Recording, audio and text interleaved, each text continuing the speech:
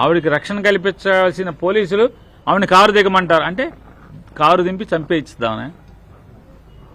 మీరెవడు మాట్లాడరు, చుట్టూ సైకోగాళ్ళు ఉంటారు. ఆవిడని కారు దిగమని చెప్పని ఒత్తిడి చేస్తారు పోలీసులు.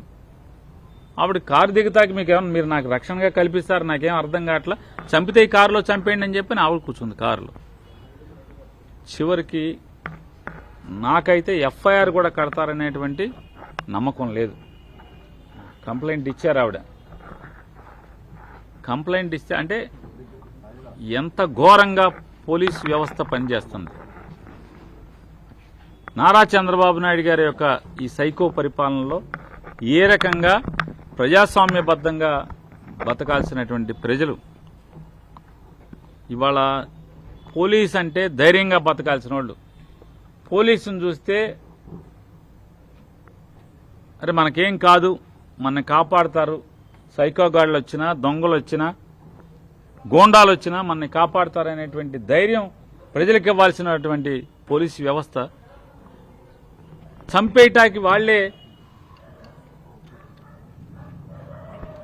ఈ పచ్చ మూకలకి కిరాతక మూకలకి సైకోగాళ్ళకి వాళ్లే రక్షణగా ఉండి హత్యాయత్నం చేయటానికి సహకరించే పరిస్థితులు ఉంటే ఎవరికి చెప్పుకోవాలి? ఇంకా ఆంధ్రప్రదేశ్ రాష్ట్రంలోని ప్రజలు ఎవరికి చెప్పుకోవాలి? ఇంకా ఒకటి ఇంత దిగజారినటువంటి ఈ వ్యవస్థని, ఈ సైకో పరిపాలనని, ఈ రకంగా ఆడవాళ్ళ మీద దాడి చేయటం అనేది మరి సైకో పరిపాలన కాక ఏంటిది? మహిళా జిల్లా పరిషత్ చైర్పర్సన్, ఒక బీసీ కులానికి చెందినటువంటి జిల్లా పరిషత్ చైర్పర్సన్ని హత్యాయత్నం చేయటం, చంపాలని ప్రయత్నం చేయటం, అవమానించటం, ఇది హేయమైన చర్యగా ఖండిస్తూ తక్షణమే ఉప్పాల హారిక గారిని ఎవరెవరైతే దాడి చేసి కారు మొత్తం ధ్వంసం చేసి ఆవిడని హత్య చేయడానికి ప్రయత్నం చేశారో వారందరినీ కఠినంగా పోలీసు చర్యలు తీసుకోవాలని చెప్పని డిమాండ్ చేస్తున్నాం.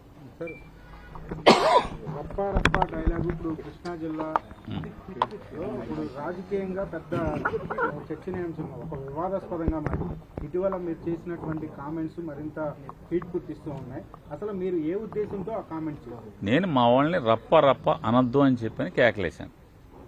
మా వాళ్ళని సినిమా డైలాగులు మనం మాట్లాడద్దు, మనం ప్రజల మనసులు చూరగొనాలి, ప్రజల్లో మీకు మంచి చేస్తాం, ఈ రాష్ట్రానికి మంచి చేస్తాం, మరలా గత 5 ఏళ్లలో ఎంత మంచి చేశామో అంతకన్నా మిన్నగా చేస్తామని ప్రజల మనసులు గెలవాలి అని చెప్పి తప్పితే ఎవడి మీదో వాళ్ళకిలాగా మాకు అధికారం ఏముండి మేము ఎర్ర బుక్ రాసుకుంటున్నాం, ఆడిని అండర్వేర్ మీద నడిపిస్తాను, ఈయన్ని చెడ్డీ మీద నడిపిస్తాను, ఆడి సంగతి చూస్తాను, ఈయన్ని జైల్లో వేస్తాను, ఇట్లాంటి తప్పుడు ఆలోచనలతో కాకుండా, సైకో ఆలోచనలతో కాకుండా ఇట్లాంటి రప్పాలన్నీ కూడా కట్టి పెట్టండి.